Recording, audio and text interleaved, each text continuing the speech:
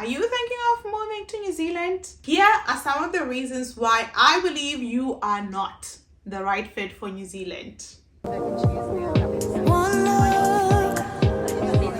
and I breathe.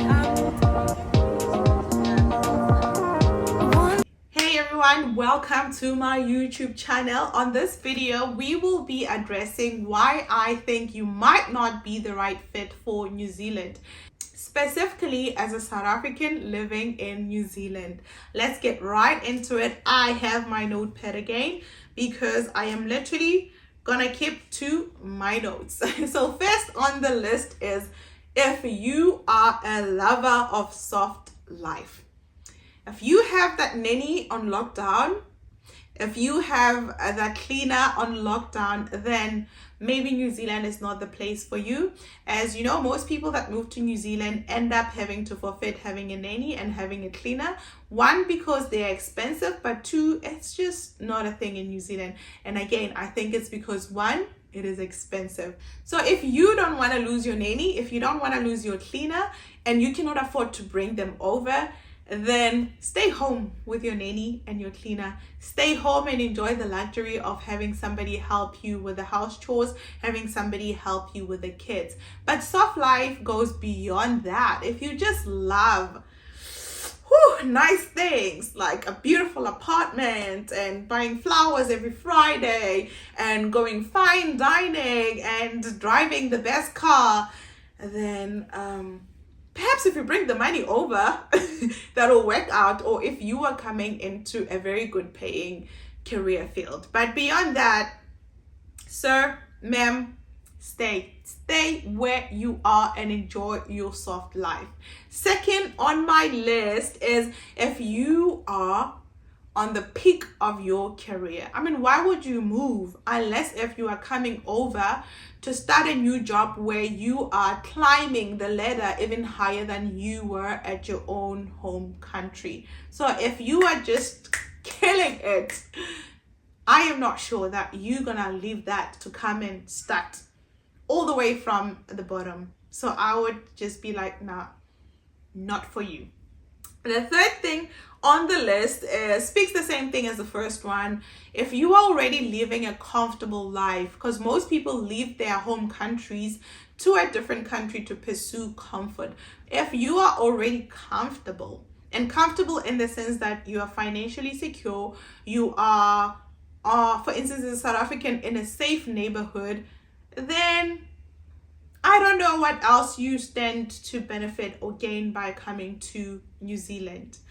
Another thing on my list is family life. This is so important for me because I truly believe that there are two things that we cannot take for granted, and that is time and people. If you are a part of a big loving family that truly values you and treasures you, and you guys have a good time together, you know those families that are really close, I would not advise you to move over to New Zealand. I just wouldn't, because I don't know what you would trade the time with your family for. I can't think of one thing that measures up to a beautiful family life that you would find in New Zealand. So honestly, stay and enjoy your beautiful family life. Adding to family life is if you have a beautiful big social circle. Keep your social circle, because first of all, you're gonna struggle rebuilding that here in New Zealand, unless of course you guys decide as a group of friends, hey, let's go to New Zealand for 6 months and tour or work together in those 6 months. But if not, man, do not sacrifice your friendships for that. There's a video that I did about the hardships of moving overseas. What people don't realize, what I personally didn't realize, that when you move overseas, you are uprooting yourself from all your existing relationships. So time and people, you can never buy that, you can never replace that, so choose wisely. The other thing is if you love luxury, it's not readily available, it's not at every second corner, so you'll have to fish for it. So if you're ready to fish, you can come and fish for luxury life. But if you're not ready to fish, Maybe Google places that embrace luxury living. But here we chilled, we in our flip-flops, we just getting by. We just getting by. So the other thing is, if you are culturally immersed in who you are, and this cultural immersion of who you are is centered around a location, then do not leave. Stay and continue to embrace who you are culturally, because the minute you move into a Western country,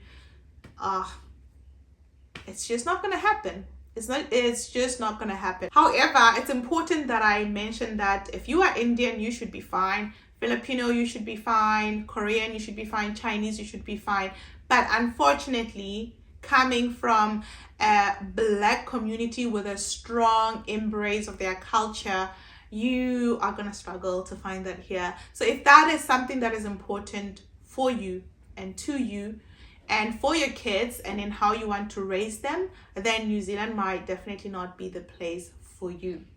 If you are a person that loves life and loves big and outwardly, and those people, guys, there's people that love life and you just love watching them do life, I would say that New Zealand is not for you. The other thing that my friend added, above all in general, is that she would personally not advise young people to move to New Zealand.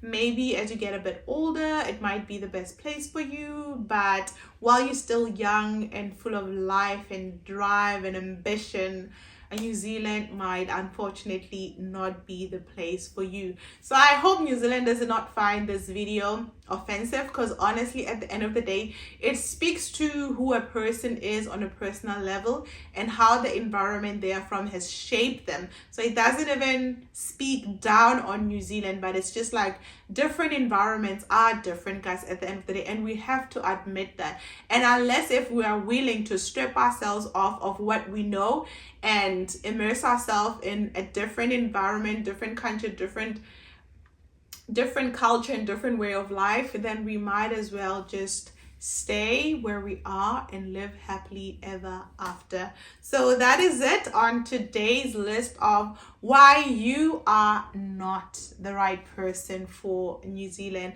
On the next video, I will be outlining why you are possibly just the right person for New Zealand.